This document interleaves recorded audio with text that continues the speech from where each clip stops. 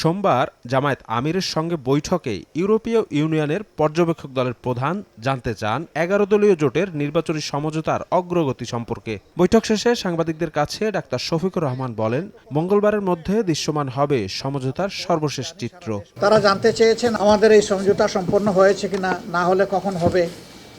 আমরা তাদেরকে বলেছি ইনশাআল্লাহ আগামীকালকের মধ্যে এটা একটা ফাইনাল শেপ পাবে।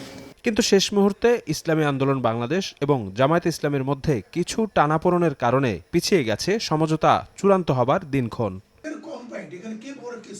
ইসলামী আন্দোলনের শীর্ষ নেতৃত্ব জামায়াতকে ইঙ্গিত করে দাবি করেন, জোটের মধ্যে কারো কারো একক সিদ্ধান্ত নেয়ার প্রবণতা তাদের দূরত্ব বাড়াচ্ছে। তবে আসন সমঝোতার দায়িত্বপ্রাপ্ত নেতারা জানান, শেষ মুহূর্তে একাধিক দল যুক্ত হওয়ায় সমন্বিত প্রার্থী তালিকা চূড়ান্তে কিছুটা দেরি হলেও জোটের অভ্যন্তরে নেই কোনো টানাপোড়েন। যারা আগে এসেছে সবাই নিয়ে আমরা একটু আসন সমঝোতা করেছি, প্ল্যানিং করেছি। পরে আবার ইনক্লুড হলে স্বাভাবিকভাবে ৩০০ আসনের পার্লামেন্টে তো আমরা হঠাৎ করে ১২০০ আসন ৮০০ আসন করতে পারবো না। সেখানে সীমিত আসনের মধ্যে যেহেতু দল সংখ্যা বেড়েছে, সেখানে অ্যাডজাস্টমেন্ট করতে গিয়ে আমাদের বারবার কাজ করতে হয়েছে, সেখানে একটু বিলম্ব হচ্ছে।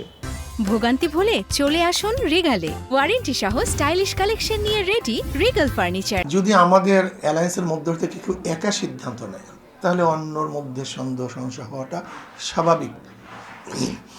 এতে জোট নষ্ট হওয়ার, ভেঙে যাওয়ার একটা পথ দরজা খুলে যায়।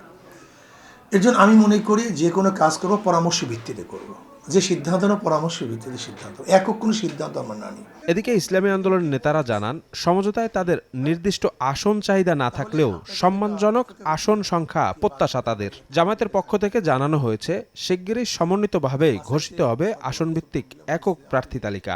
কতগুলি আসন এরকম নির্ধারিত আমরা কারোর কাছে করিনি, জোটের কাছে প্লেস করিনি। আমাদের যারা নির্বাচনী ফোরাম আছে, অবজারভেশন করছে, জরিপ করছে, তাতে অনেকে মনে করে ১২০ হলে আমাদের সম্মান হয়, কেউ বলে ১৩০, কেউ বলে ১০০। এরকম যেটা হয়েছে এটা অসন্তোষ বা দূরত্ব নয়, এটা হলো আমাদের একটু চাওয়া বেশি ছিল, একটু কম পেয়েছি, আর একটু আশা করি। এখন যেহেতু নতুন করে আলোচনা হচ্ছে, এটা কেটে যাবে। জনগণের প্রত্যাশা হচ্ছে এই জন্য একটা জোট হোক, যারা আগামী দিনে বাংলাদেশের নেতৃত্ব দেবে। একটি বিশ্বস্ত সূত্র বলছে, ১৮০ থেকে ১৯০টি আসন রেখে বাকিগুলো অন্য দলের প্রার্থীদের ছেড়ে দিতে চায় জামায়াত ইসলামী। শফিক মুন্সি, সময় সংবাদ, ঢাকা।